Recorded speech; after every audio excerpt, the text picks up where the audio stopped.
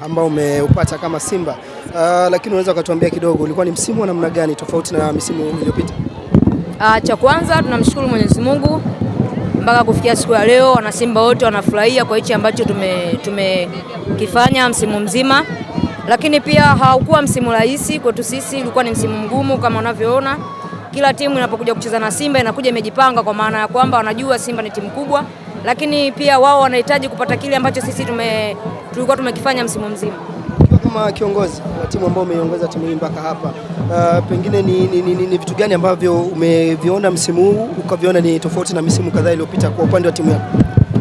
Kwa upande wa timu, msimu huu na msimu uliopita kuna utofauti kidogo kwa maana ya wachezaji, lakini pia kuna utofauti wa kiuchezaji kwa maana ya mifumo. Kwa hiyo kocha ameona kulingana na wachezaji ambao yuko nao ni kipi ambacho anafaa kwenda nacho, na tunamshukuru Mwenyezi Mungu kwenye kile ambacho kocha ametufundisha, na wachezaji ambao waliongezeka kwenye msimu huu tumeweza kumata, na ndio maana umeona katika ligi nzima mpaka siku ya leo tunafurahia, tumeweza kufanya vizuri, tunashukuru. Mmechukua ubingwa bila kupoteza mchezo wote. Huu ilikuwa ni mpango wenu kama wachezaji tangu msimu unaanza, ama imetokea tu kama ambavyo mpira wa miguu? No, haikuwa tu mpango kwa wachezaji, lakini ilikuwa ni mpango mzima kuanzia kwenye staff mpaka kwa wachezaji kuhakikisha kwamba tunaweza kuchukua ubingwa pasipo kufungwa. Na tunamshukuru Mwenyezi Mungu mpaka siku ya leo tumeweza kuchukua ubingwa huu pasipo kufungwa. Ni jambo la kushukuru, na mimi nasema kwamba tumetimiza nusu ya malengo, isipokuwa bado hatujatimiza malengo kwa sababu tuna mchezo uliobakia ili wa kumaliza ligi tarehe 17.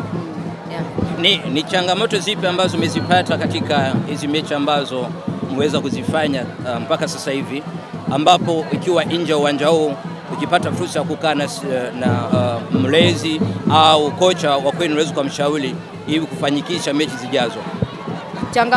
Changamoto kwenye maisha ya mpira zipo, ila mimi nafikiri nisizungumzie sana kwenye upande huo, na maana wao wenyewe staff wameona wataenda kulifanyia kazi. Siko sana kiufundi kwenye masuala ya kujua nini na nini kilikuwa ni chanzo, lakini mimi naamini kama staff yangu wameweza kuona kile chote ambacho kimeweza kutokea kwenye msimu ambacho wamekiona ni changamoto kwa sisi wachezaji, kwa sababu mimi mwenyewe siwezi kujiona kipi ambacho ninafanya ambacho kwangu ni kibao ni kizuri, japo kuna vingine najua kama mchezaji, lakini mimi naamini walioko nje ambao ni viongozi wangu wameona kikubwa zaidi, kama kuna changamoto kubwa zaidi au kuna changamoto ni ndogo, wao ndo wameona kwa ajili ya kujiandaa na msimu ujao, na maana wao ndo wataenda kufanyia kazi kwenye hivyo. Kwa upande wenu mmefanikiwa kuwa mabingwa, lakini kwa upande wa wanaume bado wanapambana. Pengine unatamani kuona wakiwa mabingwa ili muwe sawa katika kusherekea ubingwa ndani ya Simba? Mimi kama mchezaji wa Simba na wish na wao wachukue ubingwa msimu huu, ili furaha hii ambayo sisi tumeipata siku ya leo